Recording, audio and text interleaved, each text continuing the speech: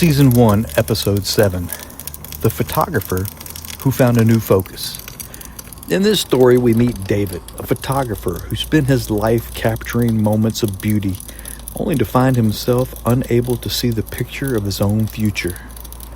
The call came not with the click of a shutter, but with a sudden, devastating silence. For 30 years, David's world was framed by a lens. His domain was a universe of light and shadow, of composition and timing. He spoke a language of apertures and shutter speeds, a visual artist whose canvas was the world around him. He was an observer, a man who believed that by truly seeing a moment, one could truly understand it. His identity was wrapped in the beauty he saw, the stories he told without words. He knew how to find the perfect shot of any scene. The diagnosis, prostate cancer, was a picture he could not bring into focus. The doctor's office was a plain, unadored room with no familiar smells of darkroom chemicals or dusty negatives. The news was like a blurred, out-of-focus image that he couldn't clarify, no matter how he adjusted the lens.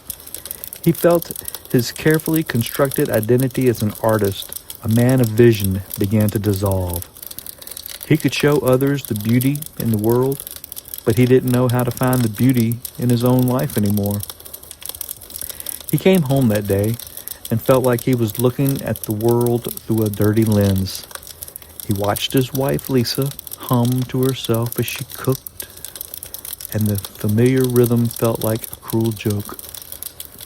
She would ask him, "What can I do for you, dear?" And he would just shake his head. He was a broken camera, and he didn't know how to get the film to move. He had always known how to lead a photo shoot, but now he felt completely lost. One day, Lisa came into his studio where he was staring at a blank wall.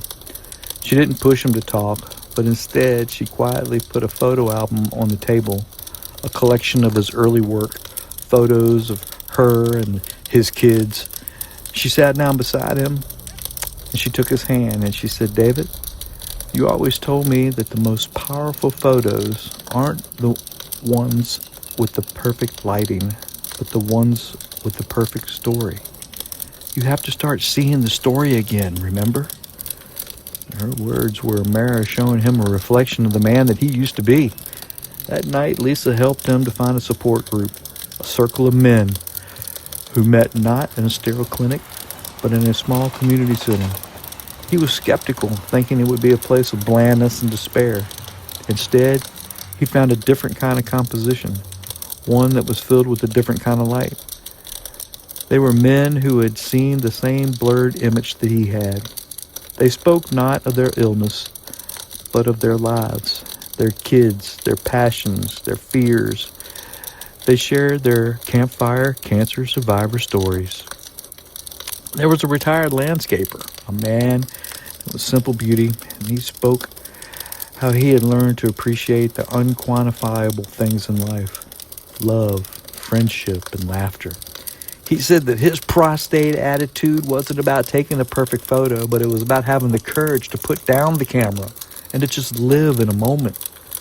And as David listened to these men, a profound truth began to emerge. His life wasn't just a photograph to be captured. It was a journey, and a journey he realized is best taken with others. He understood that vulnerability wasn't a sign of weakness, but it was the first step in a new composition. He went home that night, and finally, truly, he talked to his wife, Lisa. He spoke of the fear of losing his identity, of not being able to find the joy in his work anymore. And he spoke about, he felt the profound sense of relief of a long, shuttered lens that had finally found its focus. He was still a photographer, but he was no longer a photographer alone. He still had a long road ahead. But as he stood in the living room with his wife, he knew his passion hadn't gone anywhere. He had found a new kind of community where he was ready to get back to work, and he was ready to capture his own history.